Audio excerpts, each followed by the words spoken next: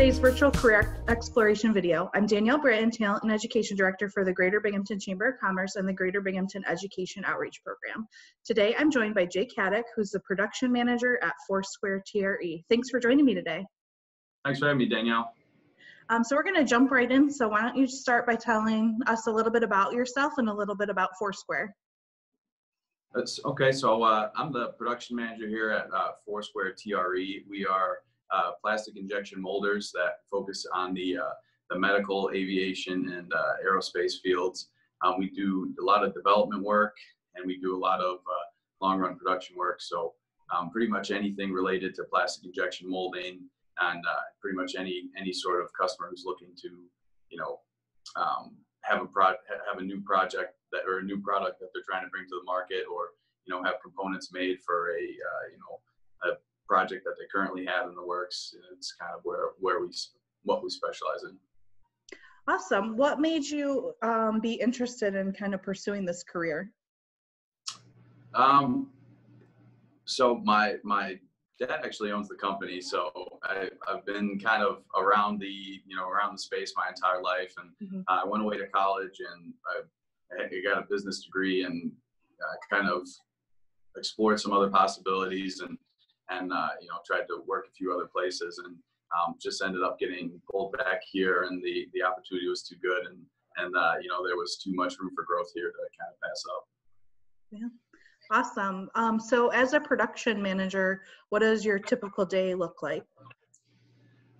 So as a production manager, it's pretty early in the morning. I'm up around 5 o'clock and getting ready to get in here, and people start coming in around 6. So I spend a lot of time scheduling what everyone's going to be working on. At any given time, we could have anywhere from 50 to 100 different projects that we're working on, and I have to make sure that the resources are managed efficiently so that everyone knows exactly what they're doing, everyone has the resources they need, and so I spend a lot of my day doing that. And once that scheduling is kind of set up, I spend a lot of my day working on engineering tasks and quality management tasks. So it's kind of days are never boring because there's always something going on, and there's always something that needs to get done, whether I'm making sure that the process is running as efficiently as possible, or communicating with customers to figure out delivery dates and kind of figure out what exactly they need. There's a lot of different things that go into the job.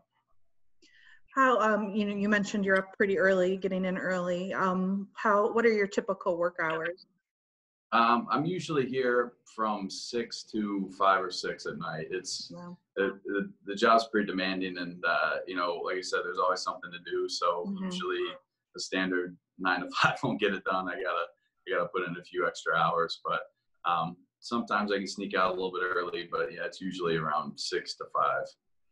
And do you have different work shifts for the people doing the production? Yep, we run 3 shifts, so we're 24/5. So our second shift shuts down the plant Friday night, and our third shift opens it up Sunday night. So we're running 24/5, and our first shift is definitely our shift with the most amount of people. But there's a lot of there's a lot of processes that can run on their own that don't require someone that are manually doing something. So we like to keep everything running just to make sure we're increasing efficiency however possible. Yeah. What sort of positions are there available at SquareTRE? So that we're kind of unique in that most companies that do what we do, which is plastic injection molding, they usually just mold the parts.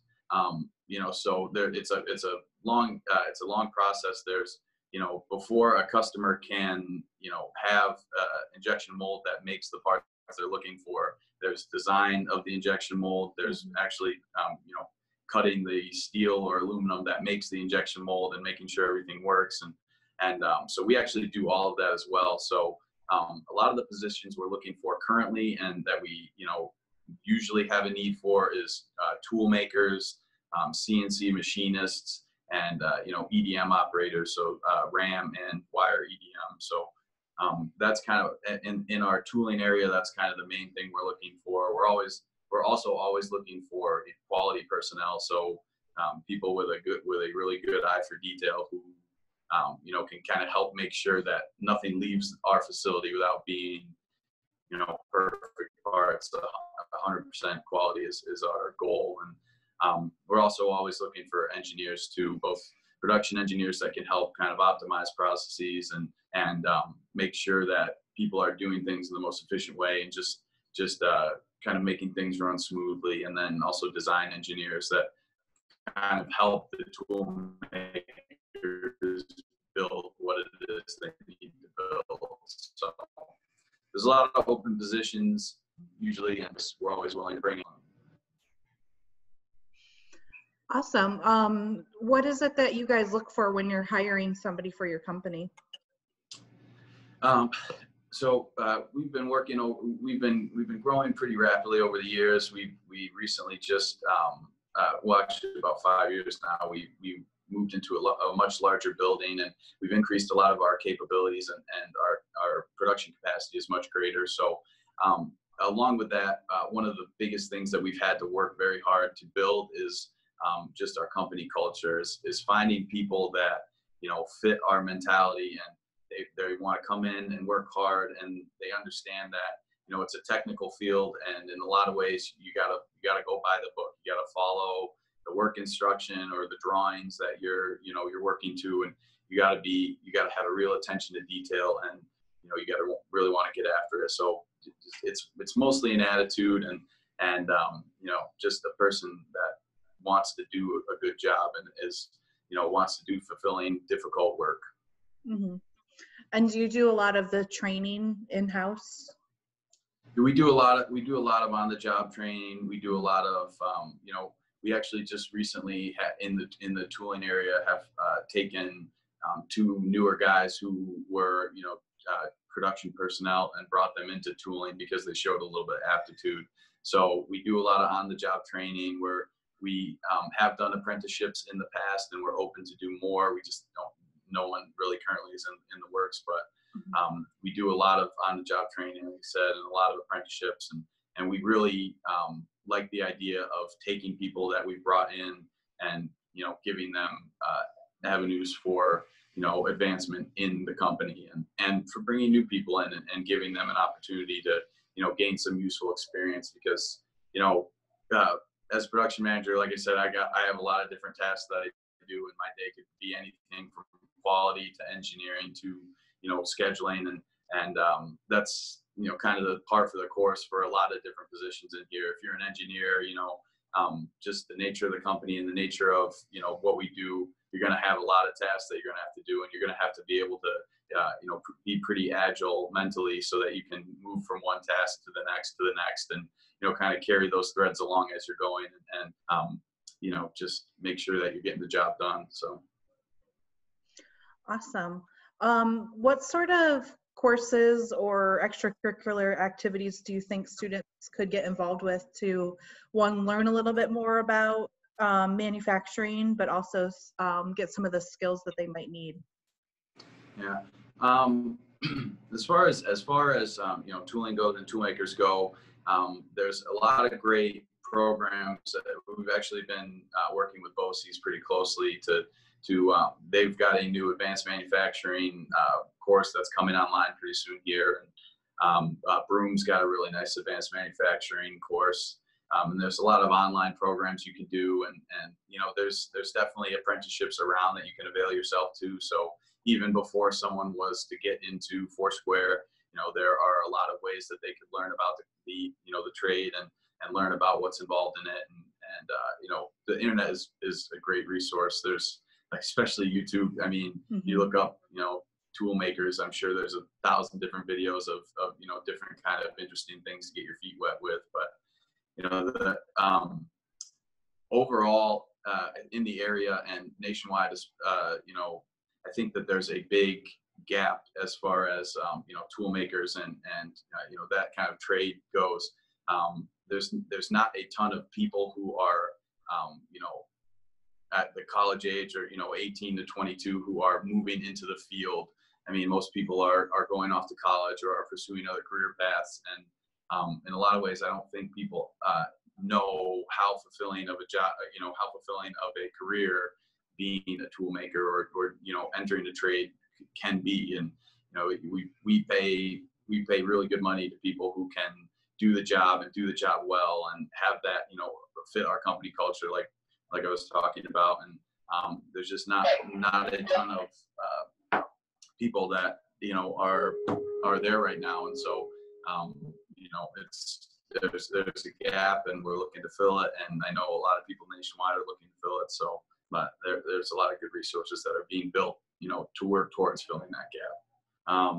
In engineering, there's all sorts of, from a young age all the way up, there's all sorts of different little engineering programs and little engineering projects you can get into. Again, YouTube's a great resource, and just getting into computer CAD classes in high school, and getting into different engineering classes in high school, and going Broome Community has some great classes, and there's a lot of different possibilities, but yeah, those are a few of them.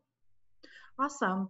Do you have any other advice for, you gave a lot of really great advice about learning about the field and getting into it, but any other advice that you maybe didn't mention that you want to say before we end? If you're going to get into the injection molding or any sort of advanced manufacturing field, you have to be ready to learn. You have to want to learn, and you have to be ready to increase your skills and read books and go online and do more than just show up to work every day, or do more than just show up to class every day. You need to be willing to do extra and put in extra work, because advanced manufacturing is technical. There's a lot that goes into it. There's a lot of different things that you have to do on a daily basis, on a weekly basis, and throughout your career. And the more you can be comfortable and learn quickly and just build the skills that you need, the better off you're going to be, because it really is about just building as many skills as possible and applying those skills in useful and creative ways to solve the problems that you come up against daily. Yeah, absolutely. And it sounds like that you have positions for people from just graduating high school to like a 2-year and a 4-year degree. Definitely. So yeah. There's a spot for everyone. And like I said, we love bringing even if someone doesn't have a degree, but they show aptitude, we love bringing people in and starting them off as production personnel and letting them see what it's like. And then if they show aptitude in different areas, we love bringing people up and giving them more responsibility and letting them really shine. So anywhere from high school all the way through college to a master's degree, there's positions for everyone. Awesome. Well, thank you very much for taking the time to talk to me today about positions and advanced manufacturing at SquareTRE. If anybody has any additional questions, my contact information will be on a slide right at the end of this video, and we can get those questions answered from Jake for you. Thanks again, Jake. Thanks, Danielle. Have a great day. You too.